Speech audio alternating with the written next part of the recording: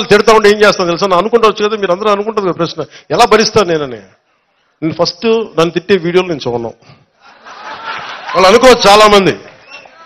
నాకు మళ్ళీ చెప్తున్నారు, నిన్ను ఎలా తిట్టారంటే అమ్మ చెప్పలేదు విషయం.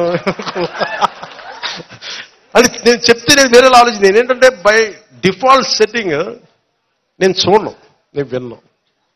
నేనేం నమ్ముతానంటే, తల్లి నా గుండెల్లో నువ్వు ఏది మంచి అదే చేయనివ్వు, నన్ను ఏది వినాలో అదే విననివ్వు, దేనికి స్పందించాలో దానికే స్పందింపచేయి. ఇంకా నన్ను ఎన్ని రకాలుగా నేను చూడను కూడా చూడను నా గురించి. సో అందుకే నన్ను ఎవరిని తిట్టినాగా నాకు అర్థం కాదు. అట్లాగా ఎవరో తిట్టినట్టు ఉండదు.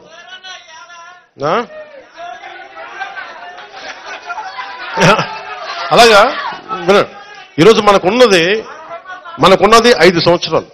దాంట్లో దాదాపు ఒక నెల అయిపోయింది. ప్రతిరోజు ప్రతి గంట చాలా కీలకం. నాకు ఇలా ప్రతిసారి కలవటం కంటే కూడా నాకు పని చేస్తే మీ జీవితాల్లో మార్పు తీసుకురాగలుగుతాయి.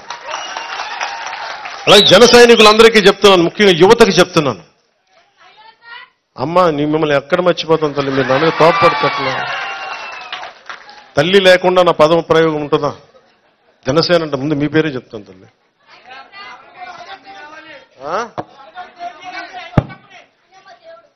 రాగానే మొత్తం ఏమంటుందండి, అల్లావుద్దీన్ అద్భుత దీపం తీసేయడానికి ఐటీ కంపెనీ ఇదిగో తీసుకో, ఇంకేం కావాలి చెప్పి ఇచ్చేస్తా.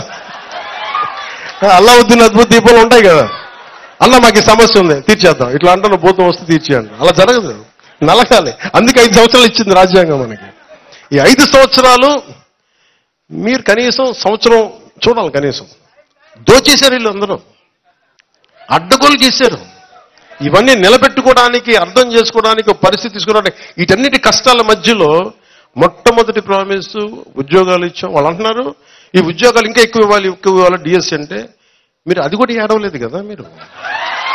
కరెక్టే, చాలా ఉన్నాయి, లక్షలు ఉన్నాయి ఉద్యోగాలు. నేను చెప్తాను కదా, ఇప్పుడు డిప్లొమా మన ఫారెస్ట్ డిపార్ట్మెంట్లో 420 పోస్టులు ఖాళీగా ఉన్నాయి. డబ్బులు లేవు, ఖజానాలో డబ్బులు ఇవ్వడానికి. ఎక్కడి నుంచి డబ్బులు ఇస్తాం? ఎర్రచందనం పట్టుకెళ్ళిపోయి అమ్మేసుకున్నారు. నేపాల్లో ఎన్ని వేల మెట్రిక్ టన్నులో ఉంది నేపాల్లో. నేపాల్ ప్రభుత్వం తిరుపతి నుంచి వెళ్ళిన ఎర్రచందనాన్ని నేపాల్ ప్రభుత్వం పట్టుకుంది. నేపాల్ ప్రభుత్వం పట్టుకుంది, కానీ మన చెక్ పోస్టులను వదిలేసింది. ముఖ్యంగా మన ఆంధ్రాలో ఉన్న చెక్ పోస్టులను వదిలేసింది. వెళ్ళిపోండి. పెద్దిరెడ్డి గారి వెంటనే పంపించాను, అసలు నేపాల్ పంపించాను. మిథున్ రెడ్డి గారి పంపించాను. కానీ నేపాల్ పోలీసులకు పాపం మిథున్ రెడ్డి గారు పెద్దిరెడ్డి గారు ఎవరు తెలియదు, ఆపండి అన్నారు. ఎక్కడ దిగారంటే దాని రూట్ తిరుపతికి వచ్చింది.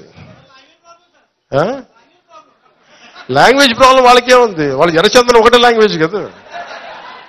ఈ ఎర్రచందనం కాహాయ్ అంటాడు, అది పట్టుకుంటాడు, తీసుకెళ్తాడు. పట్టుకుని ఇప్పుడు ఆ ఫైల్ నా దగ్గరికి వచ్చింది. దాన్ని ఏమంటారు, ఎర్రచందనాన్ని ఇక్కడ తీసుకురావాలి, ఏం చేయాలంటే దానికి ఏదో పెట్టి దాని గురించి కింద మీద పడుతున్నాం, తీసుకురావడానికి ఒక ప్రయత్నం చేస్తున్నాం. ఇవన్నీ మీకు మీరు చూడండి, ఇప్పుడు దాకా తెలియదు కదా మీకు. అంటే ఒక ఎర్రచందనం మనకి నేపాల్లో పట్టుబడింది అంటే మీకు ఎంత అలసత్వంగా ఉన్నాయి చెక్ పోస్టులు. మీరు అక్కడి నుంచి తీసుకొచ్చి ప్రతి చోట పోలీస్ చెక్ పోస్టులు ఉంటాయి. నువ్వేం తీసుకెళ్తావు జేబులు, మనకి ఎన్నిసార్లు మనకి ఎలక్షన్ కమిషన్ టైంలో మనకి అడుగుతారు. అలాంటిది ఎర్రచందనం అంటే ఎన్ని వేల మెట్రిక్ టన్నులు, ఎన్ని లారీలు వెళ్ళాలి. అన్ని లారీలు చాలా సునాయాసంగా వెళ్ళిపోయి నేపాల్ దాకా. అంటే మీకు ఆ స్థాయిలో ఉంది దోపిడీ. కరెక్ట్, సినిమాలు తీయచ్చు, కానీ ఒక అడవిని కొట్టి ఒక చెట్టును పెంచడం ఎంత కష్టమో మీకు తెలుసా? మనందరికీ తెలుసు. కొట్టే వాళ్ళకి తెలియదు అది సంగతి. ఒక చెట్టు కొడితే 25 చెట్లు నాటాలని అరణ్య సూక్తం చెప్తూ ఉంటుంది. ఆ చదువులు చదివితే కదా, ఆ విజ్ఞానం ఉంటే కష్టం తెలుస్తుంది. కొట్టేసుకుందాం, పెంచేసుకుందాం, అమ్మేసుకుందాం, ఏం చేసుకుంటారు? ఎక్కడ తింటారు డబ్బులు?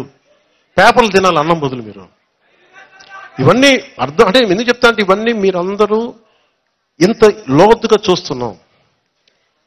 అసలు ఈ రోజున సివిల్ సప్లైస్ లో ఎంత టన్నుల బియ్యం దోచేస్తున్నారో మీకు చెప్తా వచ్చాం. మనోహర్ గారికి నేను ఒకటే చెప్పాను, మనం మాట్లాడాం, సివిల్ సప్లైస్ మీ చేతిలో పెట్టాం, అక్రమ రవాణా బియ్యం మీద ఉక్కుపాదం మోపండి. అదొక్కడే మాట చెప్పాను. ఆయనకి నా అభినందనలు, బలంగా చేశారు. సీజ్ చేశారు గోడౌన్స్. కానీ వెనకున్న సూత్రధారులను పట్టుకోవాలి, ఎవరెవరో తెలియదు, ఇంకా ఎదుగుతున్నాం, చూద్దాం. అలాగే చెరువులు, మట్టి, ఇసుక, మట్టి, శ్మశానం, మైనింగ్ అన్నీ పట్టుకుపోతాం. ఇవన్నీ ఆపాలి.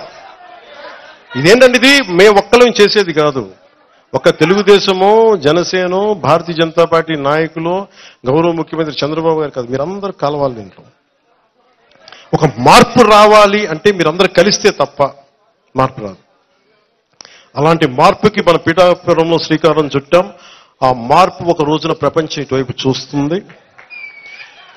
ప్రపంచ దేశాలు పిఠాపురం వైపు చూస్తాయి.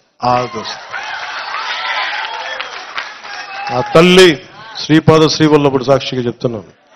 దానికి నేను ఒక సైనికుడిలా పనిచేస్తాను తెలియజేసుకుంటూ, మీ అందరూ భాగస్వామ్యంగా కావాలని కోరుకుంటూ, జనసేన నాయకులకి ప్రతి ఒక్కరికి పేరు పేరున ధన్యవాదాలు తెలుపుకుంటూ, ల్యాండ్ టైటిలింగ్ యాక్ట్ ఆ రోజు మీరు అడిగారు కదా, మీరే కదా ఆ రోజు మొత్తం నా ల్యాండ్ టైటిలింగ్ యాక్ట్ మీ బాధ భరించలేక దాన్ని చేసేవాడు. పాపం మీరు ఎంత తిరిగారు, రోడ్డు మీద పట్టుకొని నా భూమి తీసేశారంటే అది మారుస్తామని తెలియ మీకు అందరికీ ప్రత్యేకించి పేరు పేరున ధన్యవాదాలు తెలుపుకొని సెలవు తీసుకున్నాను. జై జనసేన, జై హింద్. తో పాటు డొక్కా సీతమ్మ గారి క్యాంటీన్లు రావాలి.